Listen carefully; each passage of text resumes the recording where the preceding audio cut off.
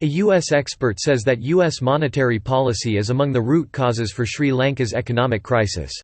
Kyrie Tork, a professor of economics at the Illinois Institute of Technology in Chicago, points out that U.S. Fed's rate hike has put poor countries in a weaker position.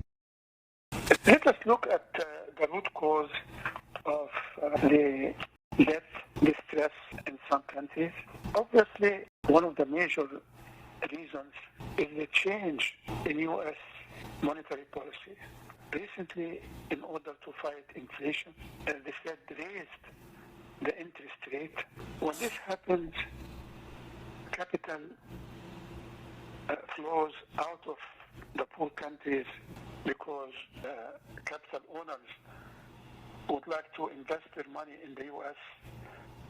Because the interest rate in the U.S. is higher than that in other places.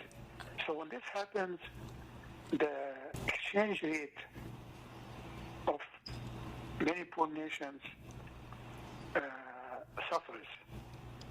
Many countries are experiencing a lowering of their exchange rate with respect to the dollar.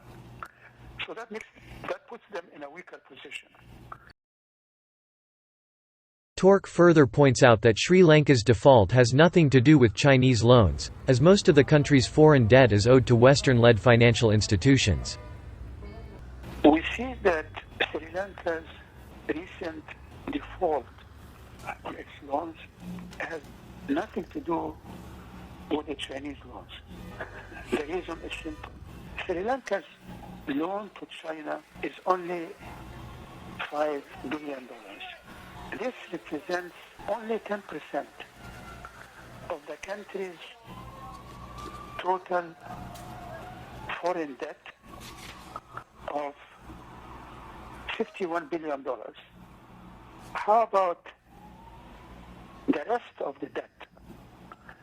The rest of the debt is owed to Western-led financial institutions, Japan, India, and Western hedge funds and banks.